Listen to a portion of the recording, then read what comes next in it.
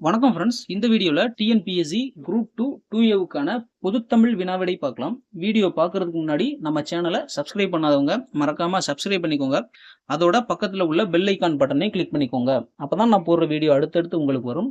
வீடியோவை ஸ்கிப் பண்ணாம முழுசா பாருங்க. வாங்க வீடியோக்குள்ள போகலாம். 1. மலை பிஞ்சி என்பது விடை பார்த்தீங்கன்னா குறுமணல்.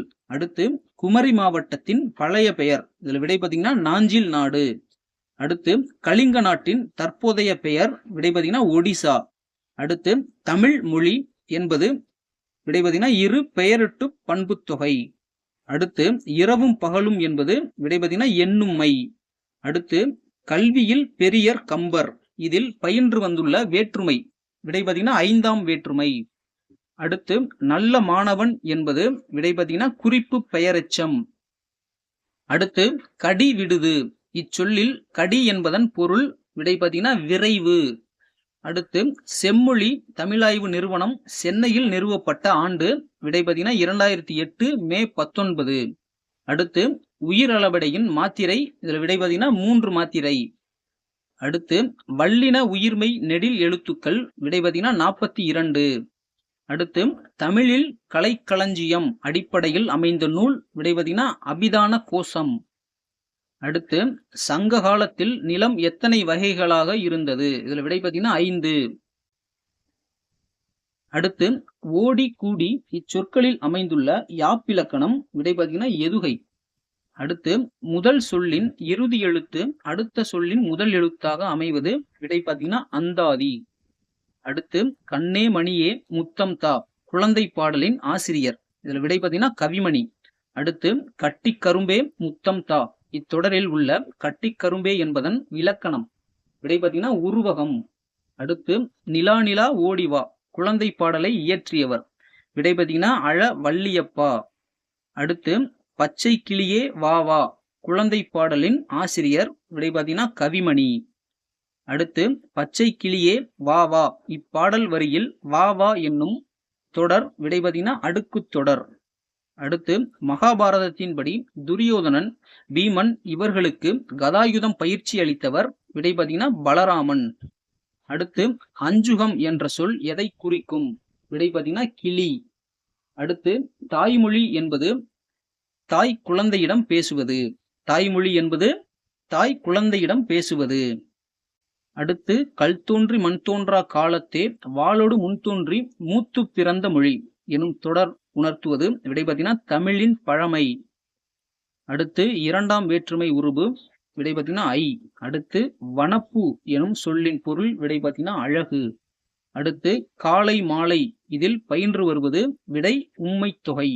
அடுத்து அடிதோறும் மாறி கிடக்கும் சொற்களை பொருள் கொள்ளும் வகையில் அமைப்பது விடை பார்த்தீங்கன்னா கொண்டு கூட்டு பொருள்கோள். அடுத்து தலை எத்தனை வகைப்படும்? விடை பார்த்தீங்கன்னா 7. அடுத்து அஞ்சு இதில் உள்ள போலி விடை பார்த்தீங்கன்னா முற்றுப்போலி. அடுத்து மூவகை சீர்களின் எண்ணிக்கை விடை பார்த்தீங்கன்னா 8. அடுத்து மகர குறுக்கத்திற்கான மாத்திரை அளவு விடை பார்த்தீங்கன்னா 3/4. அடுத்து திராவிட மொழி விடை பார்த்தீங்கன்னா ஒட்டு நிலைமொழி. அடுத்து தொல்காப்பியத்திற்கு உரை எழுதியவர் விடை பார்த்தீங்கன்னா இளம் பூரணார். அடுத்து தமிழ் நெடுங்கணக்கு எழுதும் முறை விடை பார்த்தீங்கன்னா இடமிருந்து வலம். அடுத்து திராவிட மொழி பற்றி ஆராய்ந்த அமெரிக்கர் விடை பார்த்தீங்கன்னா எமனோ. அடுத்து அணி இலக்கணத்தை விரிவாகவும் விளக்கமாகவும் எடுத்தியம்பும் இலக்கண நூல் விடை பார்த்தீங்கன்னா தண்டி அலங்காரம். அடுத்து தொல்காப்பியம் குறிப்பிடும் சார்பெழுத்துக்கள் விடை பார்த்தீங்கன்னா 3. அடுத்து களவியலுக்கு உரை எழுதியவர் விடை பார்த்தீங்கன்னா நக்கீரர். அடுத்து தொல்காப்பியம் எத்தனை பிரிவுகளை உடையது? விடை பார்த்தீங்கன்னா 3. எழுத்து சொல் பொருள். அடுத்து நாற்கவிராச நம்பி எழுதிய நூல் விடை பார்த்தீங்கன்னா அகப்பொருள். அடுத்து மயிலுக்கு போர்வை இந்த வள்ளல் விடை பார்த்தீங்கன்னா பேகன். அடுத்து முற்றியல் ஓரத்தில் முடியும் எண் விடை பார்த்தீங்கன்னா 7. அடுத்து 10 பாட்டு நூல்களில் அளவில் சிறியது விடை பார்த்தீங்கன்னா முல்லைப்பாட்டு. அடுத்து எழுவாய் தானே ஒரு செயலை செய்யுமாயின் அது டேஸ் எனப்படும் விடை பார்த்தீங்கன்னா தன்வினை. அடுத்து பொருட்பட சொற்றொடர் அமைந்த வாக்கியத்திற்கு எடுத்துக்காட்டு விடை பார்த்தீங்கன்னா யாதும் ஊரே யாவரும் கேளீர். அடுத்து அகழ்வாரைத் தாங்கும் நிலம் போல தம்மை இகழ்வாரை பொறுத்தல் தலை. இக்குறளில் அமைந்துள்ள அணி யாது? விடை பார்த்தீங்கன்னா உவமை அணி. அடுத்து ஒன்றே குலம் ஒருவனே தேவன் என கூறியவர். விடை பார்த்தீங்கன்னா திருமூலர்.